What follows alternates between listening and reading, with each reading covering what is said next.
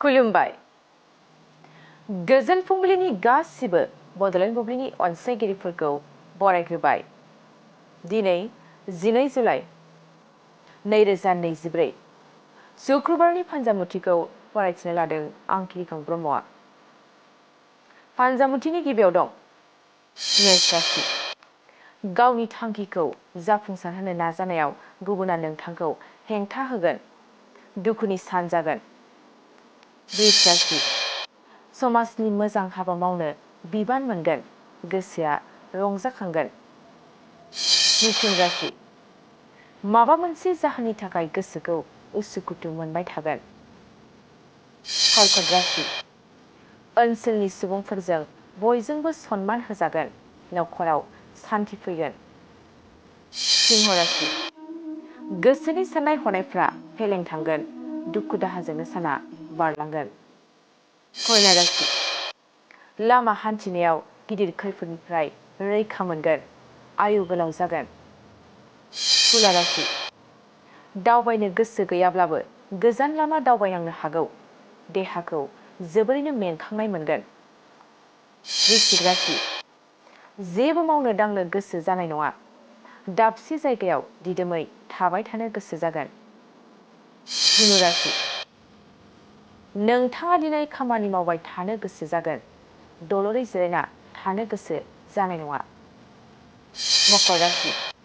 देहायाव बेमार आजार सोमजिनो हागौ, देहाखौ जोबोरैनो खस्थ' मोनगोन।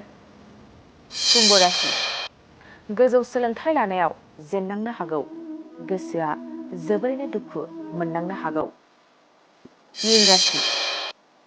नखरनि माबा मोनसे हाबायाव थांलाय फैलाय खालामनांगोन, दसे समबो जिरायथेरनो मोननाय नङा।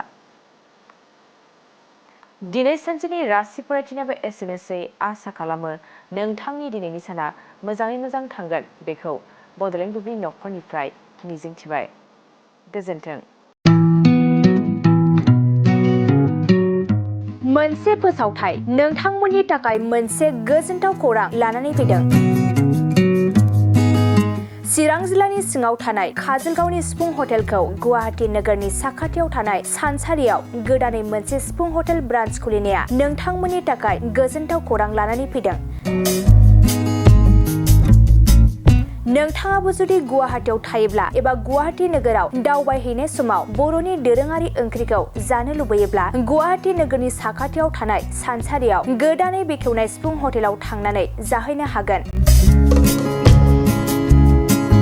बे सिफुं हटेलाव नोंथाङा बाङाय बेसेनावनो बर'नि गोबां गुबुन गुबुन दोरोङारि जाग्रा ओंख्रिफोरखौ मोननो हागोन। अनला दाउ, सबाय दाउ, अमाजों नारजि, मैथा अमा, ना बाथोन, थारुन ना, थारुन अमा आरो गोबां बायदि बायदि बर'नि ओंख्रिखौ बे बर'नि सिफुं हटेलाव मोननाय जायो।